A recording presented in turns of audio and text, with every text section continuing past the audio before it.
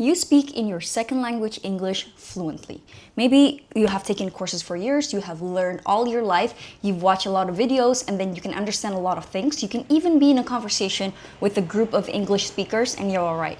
But sometimes during a conversation, you realize that you go quiet. Maybe in a meeting, maybe in a casual conversation, whatever it is, there's just something that stops you from actually saying things. So you hold back a lot and you're thinking to yourself, like, what is going on? Like, I can speak, I can understand, but what is stopping me from saying them out loud?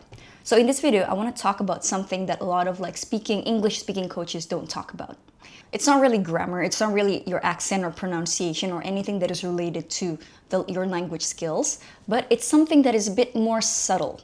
And this could be a reason why a lot of fluent non-natives like you still have difficulties expressing themselves, even though technically in their English, they're actually pretty good.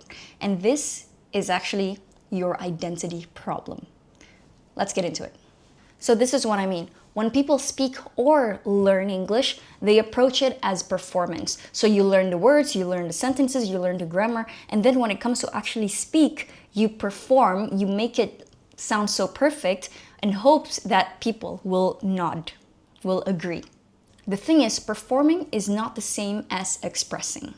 So think about yourself. In your native language, how do you show up as a person? Maybe you like to make people laugh. Maybe you like to explain things that are complex. Maybe you are someone that is intelligent and people just feel very relaxed and casual around you. Now, think about who you are in English. Is that the same person? Because for intermediate to advanced speakers of English, by intermediate to advanced, I mean like people who can actually speak English very well, who can already use it quite regularly. The answer is no, they are not the same person. There is a version of you in your native language and there's another version of you in English. And usually your English version is quieter, smaller, and maybe even a flattened version of you where you cannot really fully express who you are or who you want to, or what you want to express. So this gap between who you actually are as a person and how you show up in English is called the identity gap. And you cannot grammar your way out of it. So I want to tell you a personal story. When I was learning English growing up, I had an idol that I really look up to and that I wanted to be like her when speaking in English. And this is actually fictional, but it's Rory Gilmore from the series Gilmore Girls. So in the series, Rory Gilmore is someone that is very quiet, reserved, very intelligent, and she uses all of these really cool words to express herself and like a very cool sense of humor, and it's just very witty. So who is he? How many languages can you say none of your business in? Does he go to this school? No, he doesn't. And this is someone that I wanted to be. And I think I was like in middle school or in high school at the time when I idolized her. So I took up her persona, her personality. And in high school, I did go to a public school then, but the curriculum was in English. I was kind of performing her a little bit, you know, the quiet, studious Rory Gilmore. And it worked for a little bit. I really picked up her habit of always bringing a book everywhere she goes and reading all of these classic literature and all that. And yeah, I started performing her personality and also kind of like the English that I thought she would use. And then I got to university. So for the first 2 years of university, I still took on this Rory Gilmore persona. I was still kind of like idolizing her. She was still living somewhere inside me. But the third year, that's when I wanted to be a bit more explorative and discover a lot of new things that the USA had to offer, because I went to university in the US. And I realized that Rory Gilmore was a very quiet, reserved student that wouldn't really explore her world this way, the way I would. She doesn't get loud. She's not the most social person there is. And I was at the time, you know, and I felt like this identity that I kind of captured from Rory Gilmore was really limiting me. And that's when I decided to tell myself, no, you know what? I'm going to stop performing at this point, and I'm going to start exploring who I am as a person in English. So no more Rory Gilmore, no more piggybacking of Rory Gilmore's character, and starting to build an identity of myself in English. And that shift from performing someone else's English to expressing my own was not really a language skill I learned. It's an identity decision that I made. And that is what I want for you. So before I keep on going, I actually made something for you. It's a small 2-minute quiz called Are You Just Speaking English or Actually Owning It? So this talks about the language identity block that you may have, and there are 4 of them. And once you take the quiz, it's gonna give you the things to do, what to do about each one. So it is free. The link is in the description. So take it after this video because it's going to make what I'm about to say a lot more concrete. So what actually creates the identity gap? Why does that happen? So there are 3 things. First one is that you form your English identity around someone else, like I did with Rory Gilmore. So just like me, but like maybe instead of idolizing like fictional character, maybe you idolize someone else, maybe like a colleague or maybe a teacher or someone that you have met in a networking event that you really look up to.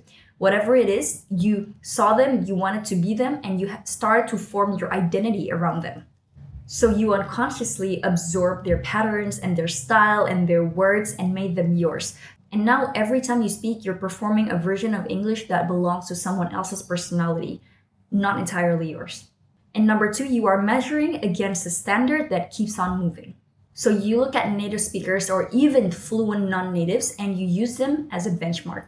But the problem is that that benchmark never stands still. So every time you go closer, you find someone else to start comparing yourself to. So the benchmark moves. And then just again, that cycle starts just when you get close enough, you find another person to compare to. So it's just, you're never there. You're close enough, but you're never there.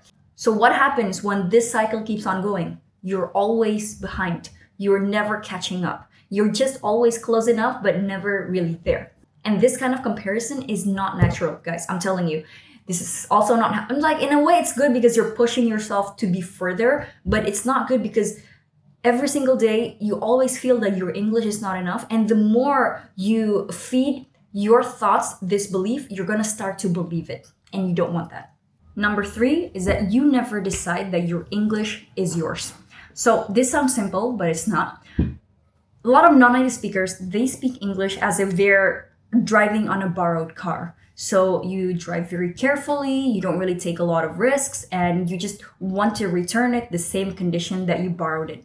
So non-native speakers, they take on this kind of attitude when they're speaking English. So owning English means that you consciously decide that English is just a vehicle for your thoughts, for the way you see the world, for your personality, for your humor, whatever it is. So it's not a performance test, but it's just yours. And this decision to make English just a part of you, to just use it to express who you are as a person, will really change the way you show up when you speak in this second language. So now, what do you actually have to do with this? So just one simple thing, just one. Find a moment where you catch yourself shrinking in English. Like maybe it could be a meeting or a conversation, or maybe like a message that you just don't want to send because it sounds too much like you.